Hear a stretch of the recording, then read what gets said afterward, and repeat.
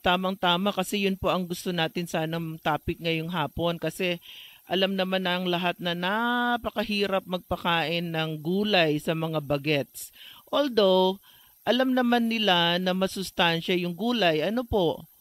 Opo. So, paano po ba, ano pong ginagawa at anong programa ng DepEd para maintindihan ng mga pupils natin, lalong-lalo na dun sa mga yung mga younger age groups dun sa mga mula sa kinder, grades 1 kasi kailangan mabuo yung kanilang values at saka pagmamahal sa gulay, 'di ba? Hangga't maaga. Paano po ano po yung programang ginagawa ng DepEd para maintindihan o makuha ng mga pupils natin yung kahalagahan ng gulay at sila mismo ay kumain ng gulay? Gaya po ng sinabi ko kanina, Sec Bernie, at sa ating mga nakikinig ngayong hapon na ito, Opo. ang DepEd po ay ang pangunahing programa niya ngayon ay ang feeding at ang gulayan sa paaralan. At syempre, napakahirap pong magturo ng pagkain ng gulay kung wala rin pong makukuhang gulay sa paaralan. Opo. Kaya lahat po ng schools ngayon ay meron tayong DepEd order na lahat ng eskwelahan kailangan nilang magtatag ng kanilang vegetable garden.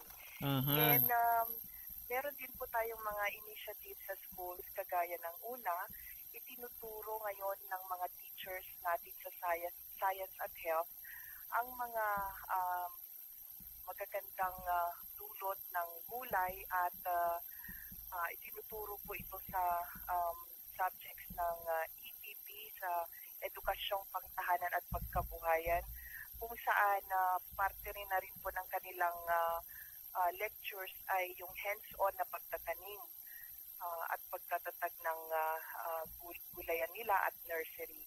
And tinuturo rin po sa technology and livelihood education sa secondary. Sa high school. Opo, sa Okay. high school po.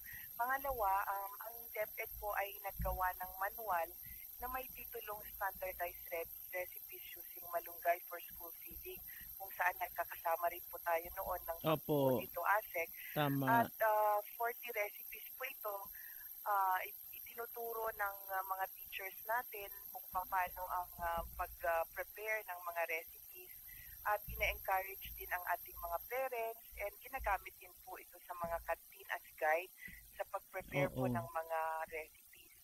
And pangatlo po ay talagang pinapatatag natin ang pakikipagtulungan sa iba't ibang ahensya ng gobyerno. Okay. Siyempre sa Department of Agriculture para naman sa mga seedlings. Mahirap naman po na sabihan nating magtanim pero wala rin tayong makukuha mga seedlings. Kaya empowering po ang ginagawa natin sa ating mga school implementors.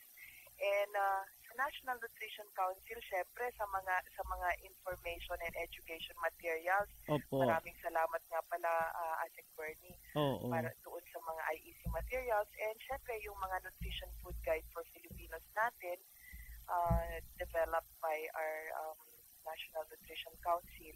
And nakikipagtulungan din tayo sa Food and Nutrition Research Institute para sa mga informasyon tungkol sa mga nutrisyon na nakukuha sa mga gulay at ano-anong klaseng gulay ang dapat itanim sa bawat region para matugunan ang kakulangan sa vitamin A, iron at iodine. Oo.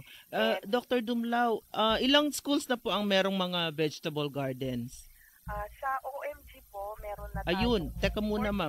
Baka hindi nila alam yung ating mga tagapakinig kasi yun isa rin ko sanang itatanong kanina kung may kaugnayan itong ating gulayan sa paaralan dun sa Oh My Gulay ni Senator Edgardo Angara. May connect pala po. May connect. Kasi po ang DepEd ay talagang nakikipagtulungan din po sa Oh My Gulay. Senator Angara, oo. Company na Oh My Gulay. Oo. Sila po ang nagbibigay ng training sa ating mga EPP at TLE teachers kasi sayang naman kung sige, tanim ka lang ng tanim ng gulay pero hindi naman wasto ang pamamaraan. Correct. Tama, So, oo. tinuturo nila sa ating mga teachers para sa makabagong pamamaraan sa pagtatanim at pangangalaga nito. Sa kasalukuyan, Asek, may 49 schools na 49, okay. Ilan po ang target? Tayo na dagdagan kanila yung target.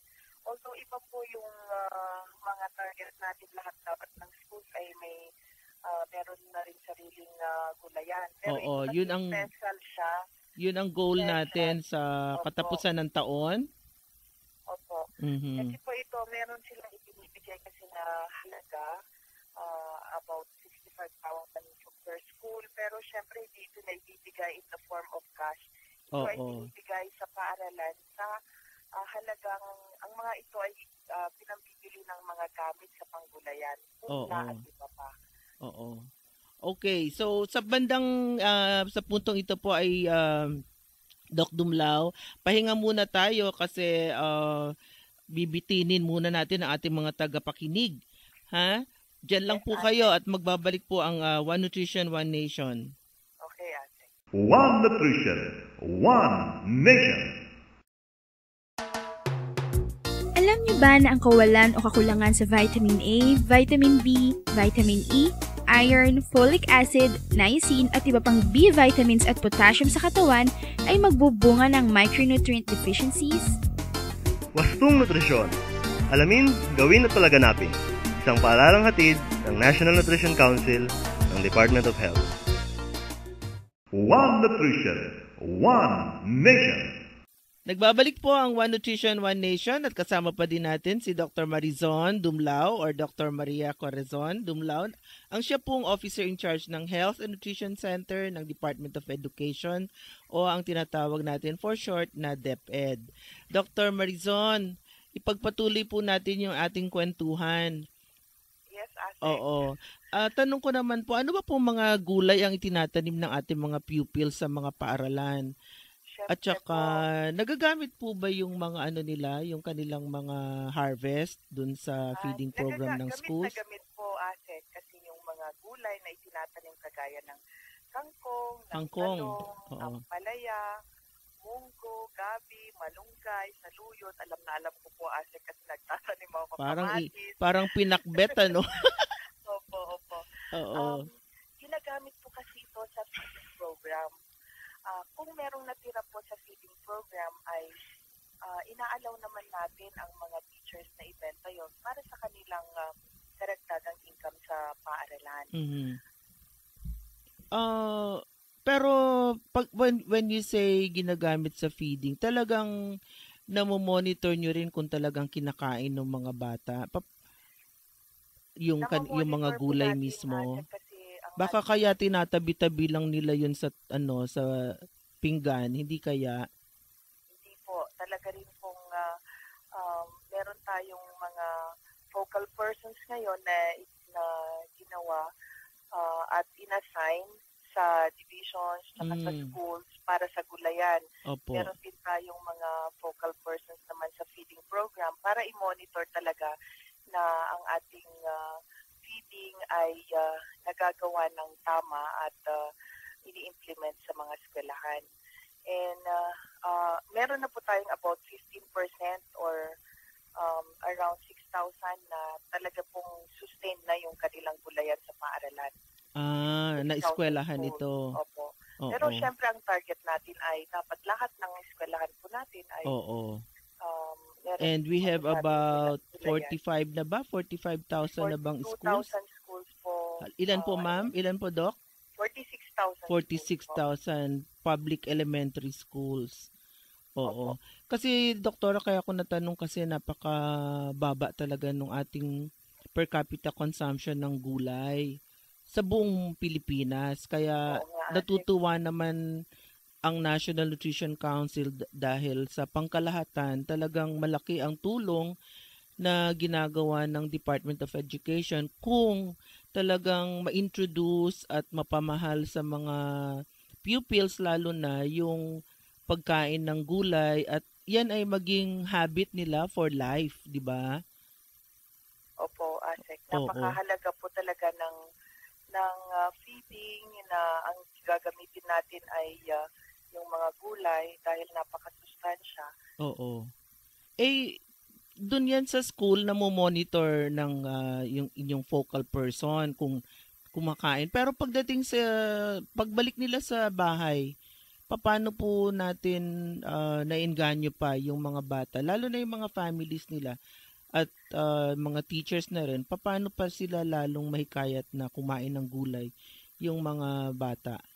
Ito po yung challenge, ASEC, sa ating mga nakikinig. Challenge po talaga dahil kagaya nga sa ating feeding program, kahit po gaano ka-successful ang feeding natin sa school, pagkatapos po ng March, April and May na summer ay talagang bumabalik ulit yung timbang ng bata dahil nga siguro hindi rin in place yung feeding support sa school, sa bahay. Kaya, opo, kaya through the Parent Teachers Association ay tinitignan na rin po natin kung paano makakarating yung mga itinuturo ng ating mga teachers sa mga bata.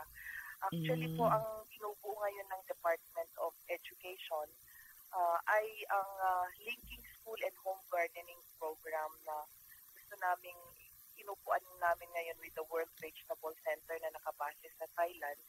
Sa pamamagitan nito, ang mga magulang ay katulong na ng paaralan sa pagpapalaganap ng informasyon ng pagtatanim at pagkain ng gulay para sa kanilang mga anak.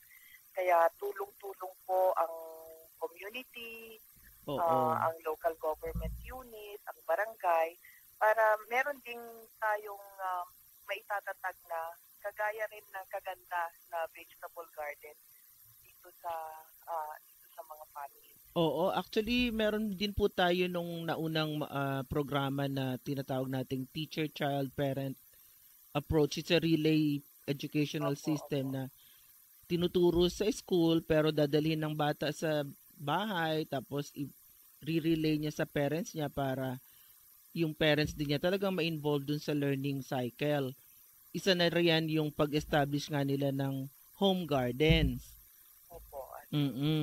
So talagang mahalaga na matutunan nga ng mga bata yung pagkain ng gulay habang sila ay bata pa. At syempre, malaki ang papel ng ating school system para hikayatin ng mga bata na kumain ng mga gulay. Kaya tuwan-tuwa talaga kami, Dr. Dumlao, at natutuwa rin kami dahil binigyan mo kami ng pagkakataon na mag-share sa ating mga tagapakinig nitong latest na program sa DepEd at sa pakikipagtulungan ng malaki ring inisyatibo ni Senator Edgardo Angara na Oh My Gulay ay mapalakas pa natin itong programang ito. Meron pa po ba kayong parting words, Dr. Dumlao, para sa ating mga tagapakinig about the program and about the School Health and Nutrition Center ng ating Department of Education in general?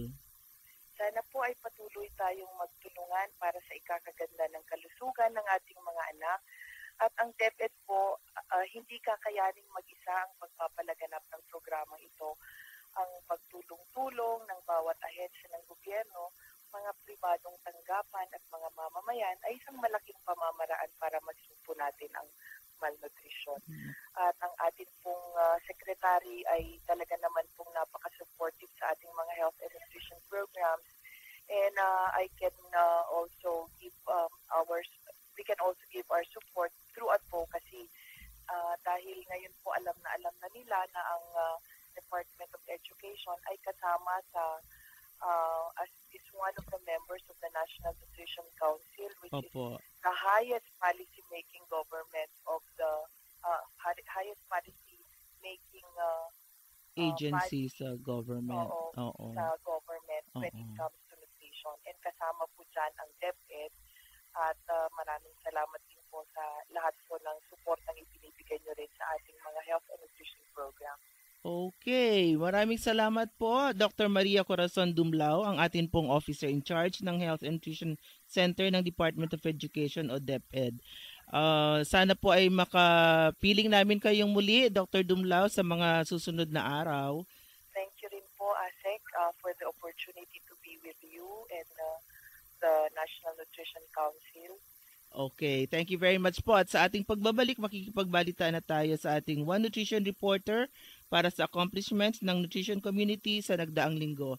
Huwag po kayong bibitiw at magbabalik po ang One Nutrition, One Nation.